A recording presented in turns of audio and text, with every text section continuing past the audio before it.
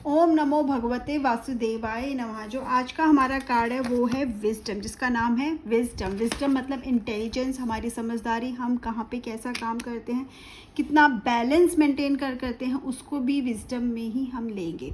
And it is from chapter 5 verse 16। Chapter 5 बात करता है कर्म संन्यास योगा के बारे में। कर्म, ठीक है, हमारे कहते हैं ना कि कुछ भी कर्म सबसे प्रधान है। कर्म कितना इम्पोर्टेंट, कौन सा कर्म कब ज़रूरी है, ये भी हमें बताया गया है इस चैप्टर 5 में। अभी हम कर रहे हैं वर्स 16। जो मैसेज है, when one is illumined. Illumined का मतलब नॉलेजेबल, ठीक है। जो एक होता है ना कि हमारा एक हमें चीज़ें एक ब्राइटन हो जाती है, ठीक है, एक लिबर्ट हो जाते हैं, हमें एक हमारी अवेकनिंग हो जाती है, that is illuminated with the wisdom. Wisdom is knowledge. अगर हम नॉलेज से, नॉलेज का कहते हैं ना गेट हमारे लिए जैसे खुल गया है, by which nescience here is lack of knowledge, ignorance, ठीक है, इज डिस्ट्रॉयड। जब हमारे पास नॉलेज आ जाती है तो अब क्या डिस्ट्रॉय हो जाता है, इग्नोरेंस को ख़त्म कर देती है। Then this knowledge lights up all things. और ये नॉलेज क्या करती है, ये हर चीज़ को लाइट अप कर देती है।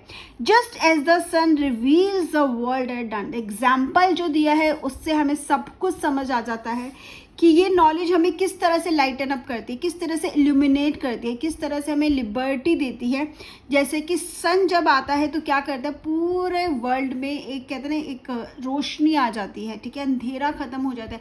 जिस तरह से सन, सूरज हमें रोशनी देता है, उस तरह से ही नॉलेज हमें लिबर्टी देती है, हमें एक नई दिशा दिखाती है, हमारी लाइफ को फ्रीडम की तरफ लेके जाती है। बट इसको हम समझें कैसे, ठीक है। हमें तो समझ में आ गया नॉलेज, तो अभी अब यही होगी कि हम तो बहुत पढ़े लिखे, हमारे पास तो बहुत नॉलेज है, हम तो बहुत ही फ्री हैं। ऐसा है क्या? ओके, यहाँ पे थोड़ा सा समझने की ज़रूरत ये है कि कौन सी नॉलेज, कैसी नॉलेज, उस नॉलेज को हम अप्लाई कैसे कर रहे हैं। जैसे कि अगर हम देखें तो ये जो शरीर है वो नश्वर है, आत्मा नश्वर नहीं है, वो फिर से आएगी, किसी और रूप में आएगी, ठीक है, जब तक उसे कहते हैं ना एक मोक्ष नहीं मिल जाता, सैल्वेशन नहीं मिल जाता। लेकिन ये शरीर है, ये नश्वर है, तो क्या हमें इसका ध्यान नहीं रखना है? ये शरीर ही हमें इस दुनिया में लेकर आया है, ये शरीर ही है जो एक कैरियर है, जिससे हम सबसे कनेक्टेड हैं। तो हमारी सबसे बड़ी ड्यूटी क्या है, इस शरीर का ध्यान रखना, इसका बहुत अच्छे से ध्यान रखना। अगर आप देखोगे तो वेदों में भी कहा गया है कि जो इंसान मटेरियलिस्टिक वर्ल्ड में बहुत ज़्यादा है, जिसको सिर्फ पैसे की दुनिया है, या इस कहते ना, इस कहते अगर हम बोले एक माया जाल में फंस जाता है, उसी में भागते हैं, तो उसको क्या नरक मिलता है, ठीक है। ये हम हमेशा सुनते आ रहे हैं और ये कहीं ना कहीं डायरेक्टली इनडायरेक्टली बोला जाता है। पर जब पर्सन जो कंप्लीटली स्पिरिचुअलिटी में चला गया, क्या उसको स्वर्ग मिल जाता है? कहीं ना कहीं उसको शायद उससे भी बड़ा नरक मिलता है। अब ये कैसे हो सकता है? वो तो स्पिरिचुअलिटी में है, वो स्पिरिचुअलिटी में तो है, बट उसने सबसे बड़ी नॉलेज को ही इग्नोर कर दिया। और वो नॉलेज क्या थी, to take care of yourself, इस शरीर का ध्यान रखना, क्योंकि इस शरीर की वजह से ही तो आपको ये जीवन मिला है। ये जीवन मिला है मतलब तभी तो ये शरीर है, ये शरीर है तभी तो आप सबसे कनेक्टेड हो, ये शरीर है तभी तो आप कर्मा कर पा रहे हो। तो ये नॉलेज जो है वो क्या बोलती है आपको, इसका ध्यान रखना।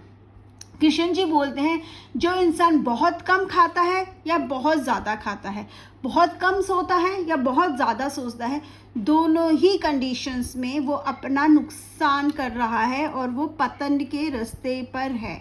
ना ही हमें एक्सट्रीम में जाना है और ना ही हमें एक्सट्रीम में नहीं जाना, मतलब ना ही हमें लैक कम के एक्सट्रीम में जाना है, ना ही हमें ज़्यादा की मॉडरेशन लेवल पे रखना है। यही नॉलेज हमें गेन करनी है, यही बैलेंस हमें मेंटेन करना है। तो wisdom is basically to know what is right for you and the balance diet, fresh fruits are right for you, exercising, maintaining your body is right for you if you have this knowledge, ठीक है, if you gain this knowledge and if you follow this knowledge, then when one is illuminated with the wisdom by which science is destroyed, तो आप क्या कर दो कि इस ignorance को डिस्ट्रॉय कर दो, कि कहीं ना कहीं you will be like a sun जो अपनी लाइफ को बहुत ब्राइटन कर सकता है। तो आपकी लाइफ को ब्राइटन करना, आपकी लाइफ को एनलाइटन करना, आपकी लाइफ को आगे लेके जाना किसके हाथ में है? आपके हाथ में है।